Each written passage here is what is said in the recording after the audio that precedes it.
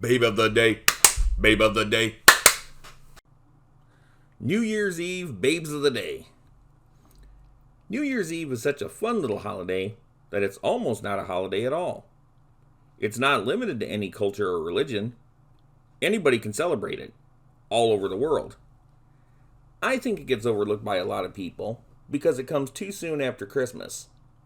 There's a lot of buildup before Christmas, and after it's over, many people are just burnt out. For all of those people looking for a little extra fun, there's New Year's Eve parties, and now, this video, celebrating beautiful women who have helped ring in the new year. Donna Reed. To say she was iconic is an understatement. She had a respectable film career before The Donna Reed Show, where she became a symbol of the typical American housewife of the 1950s. It may surprise a lot of people, though, that she sometimes played some very shady ladies in her earlier films. In this photo from the 1940s, she's looking real good and real dangerous. Marie Wilson. She was a successful film actress for quite a while before she really broke out in the radio show My Friend Irma, playing the scatterbrained Irma Peterson. The radio show started in 1947 and ended in 1954. This picture comes from 1948.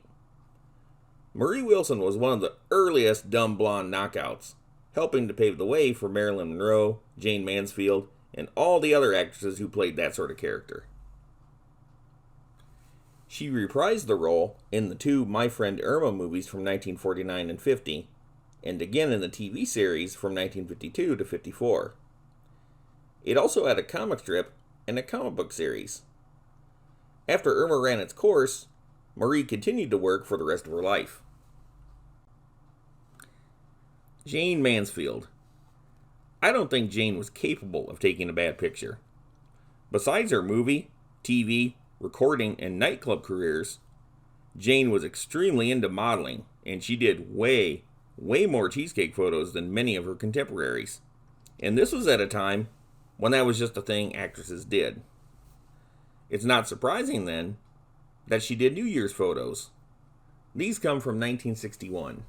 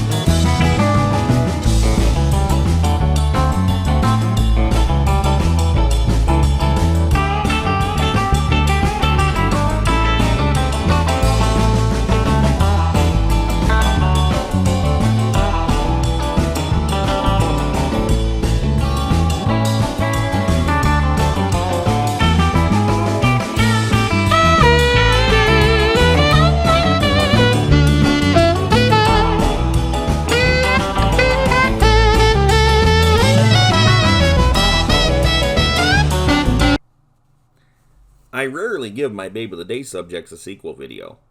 Jayne actually has 3 on my channel. Check them out. Phyllis Coates. She was a staple of popular B movies and television from 1948 to 1966, and she continued to act sporadically until 1996. Phyllis is probably best known as the first Lois Lane in the classic Adventures of Superman TV series. She also appeared in a lot of westerns, jungle adventures, and really just about everything. I like Phyllis Coates a lot. She was a knockout and a good actress. Not every production she was in was awesome, but she always delivered a good, memorable performance. Her real name was Gypsy Stell, but she changed it to Phyllis Coates. Usually, a woman would change her ordinary sounding name of Phyllis Coates to something exotic like Gypsy Stell, but I guess Phyllis dared to be different. Julie London. She is so hot. From 1944 to 1978, she dazzled men all over and was just as much of a recording star as she was an actress. Usually those two don't mix. Most singers aren't taken seriously as actresses and vice versa. But Julie was certainly respected as both. I really like this picture. It's clever, and I've never seen another one like it. Julie was also unique in the way that she could switch off the sexy and just be like a regular woman. Most sexy women can't do that. When she played Nurse Dixie McCall on the emergency TV series, you wouldn't confuse her with being a torch singer. Julie was good at being down to earth. She was married twice. Her first husband was Jack Webb, who played Joe Friday on Dragnet. Her second husband was the musician and actor Bobby Troup, who wrote the legendary hit Get Your Kicks on Route 66. Diana Dors. A rare picture of Diana as a brunette when she was just 17. She would later be known for her platinum blonde hair and sultry looks as England's premier bombshell actress. Busting out of the calendar is a cool effect. Mae West. I like Mae West a lot for the fact that her whole persona was just one big outrageous act. She liked to entertain, and I don't think she cared if people got to know the real her. This awesome looking picture is from 1936. She was active way before this, and stopped in 1978. The entire time, she made herself just as sleazy as censors would allow, while making it funny and even glamorous. She was a master of the double entendre. Until then, no one spoke like Mae West or did the things she did. She was certainly an inspiration for characters like Elvira or the dialogue in James Bond movies. Julie Adams. One of my favorites. Sometimes credited as Julia Adams. She can ring our bell anytime. This picture shows her celebrating the coming year of 1954. As it turns out, she had a lot to smile about. 1954 was the year her most famous role came out in Creature from the Black Lagoon. She played Kay Lawrence, and even if you are unfamiliar with the movie, you've seen the image of the fish man carrying the girl in his arms. She was the girl. Julie did so much stuff before and after that, but, for better or worse, she couldn't escape Creature from the Black Lagoon. If you watch movies or TV, from 1949 to 2018, you've probably seen her in something you like. I like her in everything she did, but one of my favorite roles is when she played Nurse Mary Simpson in an episode of The Andy Griffith Show. She was so good and so endearing in that it seemed like she would be a regular character. Although Nurse Mary showed up one more time, she was played by Sue Ann Langdon. At this time, early in the series, most of Andy's love interests were short-lived. Virginia Dale. I think this photo would look absolutely fantastic in color. I feel that way about all black and white photos, but I bet the color in this photo would have been really bold. She was a dancer and actress who worked quite heavily from 1938 to 58, then sporadically until 1987. Virginia was in a lot of musicals, then shifted into TV roles, especially westerns. What's really nice to know about Virginia is that she's one of the few Hollywood leading lady types that didn't have any scandal surrounding her. If she ever did misstep, it was never made public. She was married and had a son and, as far as I can tell, lived a normal life. Joan Vohs. She had a career that lasted 20 years, but despite her fantastic looks, she never became a huge name.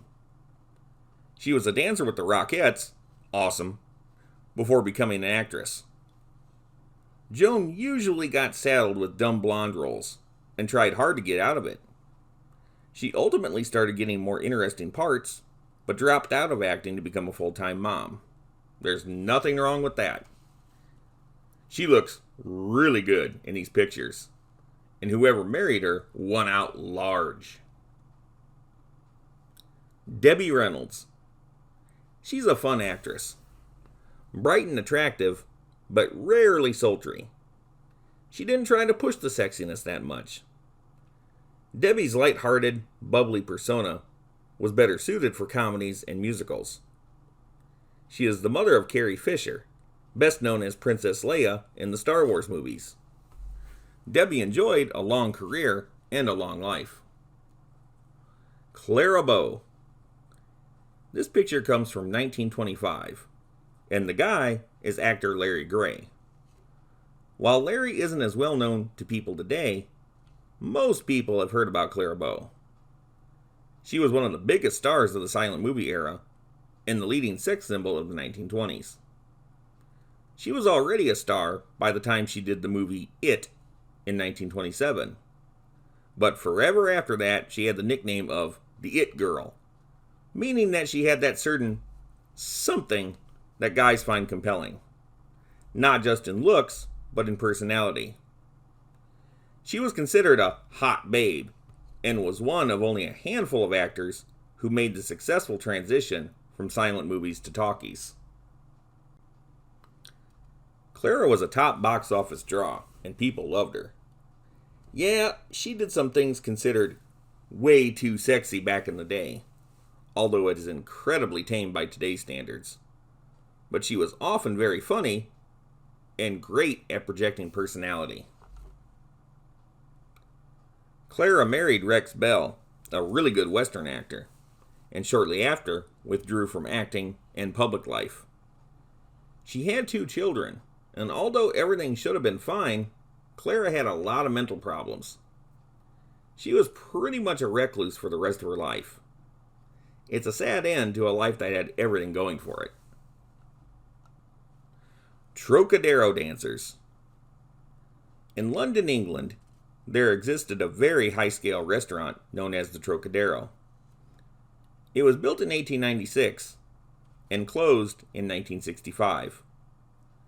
The complex was reused for a few other things after that, but for the most part, closed down in 2011.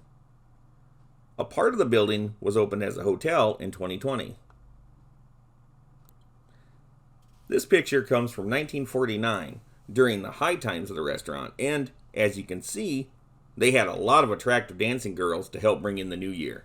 Look at those legs. Olga San Juan. Never heard of her? You're in good company.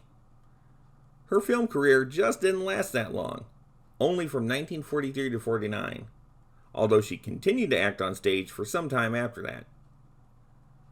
Born in New York, of Puerto Rican heritage, her nickname was the Puerto Rican Pepper Pot. She married the famous actor Edmund O'Brien near the end of her career, and although they ultimately divorced, they had 3 children. One of them, Brendan O'Brien, grew up to be the original voice of Crash Bandicoot in the popular video games. I've actually played the Crash Bandicoot video games and liked them quite a bit. Ann Miller. She was an actress, dancer, and one of the prettiest women to ever be put on film. Ann Miller was very attractive, and she's definitely a Hollywood screen legend. Among her many attributes, she was noted for being an extremely fast tap dancer. One thing not commonly known about Ann Miller is that she claimed to have invented pantyhose in the 1940s, but she certainly didn't receive any credit for it. I really like these pictures of Ann, not only for how hot she looked in them, but also for how they're staged. These are well-made props and clever poses. You can tell Ann was into doing these pictures, and not just standing there. Ann certainly had all the qualities of a great model. By the way, she is absolutely no relation to the actress Penelope Ann Miller. That's just a coincidence. Ann's real name was Johnny Lucille Collier. From childhood, Johnny always looked much older than she really was. At age 13, she was already working as showgirls in nightclubs to support her mother. She adopted the stage name of Ann Miller and kept it for the rest of her life. Julie Redding. Although she acted in a number of movies and television shows, her major thing was modeling.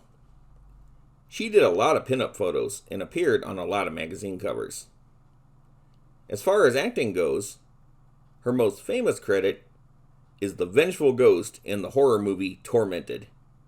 This movie is actually quite good. Julie was extremely well built and extremely sexy. She was all about being feminine and showing it off. As a matter of fact, she was a major defender of the miniskirt at a time when they were deemed controversial. When you have time, check out my Babe of the Day video on Julie Redding, right here on this channel. Piper Laurie. She was a good-looking woman and a good actress, but her career was far from smooth sailing. After a long hiatus from acting, she came back in a big way with the movie Carrie in 1976. In that film, she was the antagonistic mother of Carrie, a religious fanatic, and far from being the glamorous screen kitten she was in the 50s. She continued to act after that and had some strong successes along the way, but she'll always be known best for her movies from the 50s, the Hustler film from 1961, and especially as the crazy woman in Carrie. They're all gonna laugh at you! Debra Paget. She was one of the sexiest and best-known young actresses, but quit acting altogether after she married a wealthy oil executive. Seriously, she quit at the best time. Debra was still popular in 1965, but she had been around since 1948. Some of the shows she was doing in her later career were beneath her talent, and movies only got worse by the later 1960s. Debra totally avoided doing hippie exploitation films or really violent horror movies. She had two beautiful sisters who were also successful actresses, Lisa Gay and Tila Loring. Although all three used different last names, their real last name was Griffin. Ida Lupino. Despite her Italian last name, Ida was actually a British actress and extremely successful for many decades. When she started acting, she played nothing but loose, no-good women. It wasn't too long, though, before she got to do so much more. She had to fight to get better parts in better movies, and it paid off. She also got interested in the process of filmmaking and became a successful director, writer, and producer. She ultimately became an American citizen, and after conquering the film world, she went on to become a powerful force in television, acting and directing. Although she was attractive, she didn't purposely play up her sexiness because she knew an actress's career was relatively short-lived if she's just playing off her looks. Indeed, Ida Lupino is just as well known as a young woman as she was an old woman. Linda Danson. Her on-screen career was rather short, lasting only from 1953 to 1956. Why? Who can say? The acting experience is different for everyone, but she remains an obscure actress. I really do like this picture from 1955. It's very classy. She's wearing a sexy but classy outfit, and I think the idea of writing Happy New Year in the sand was clever. It's a unique photo, and I haven't seen another New Year's photo like it. That's it. I hope you enjoyed this video and continue to enjoy it throughout the year. Every year is a new year at some point, and for that reason, the novelty of these photos never goes away. Each and every one of these women will always be a Babe of the Day, Babe of the Day,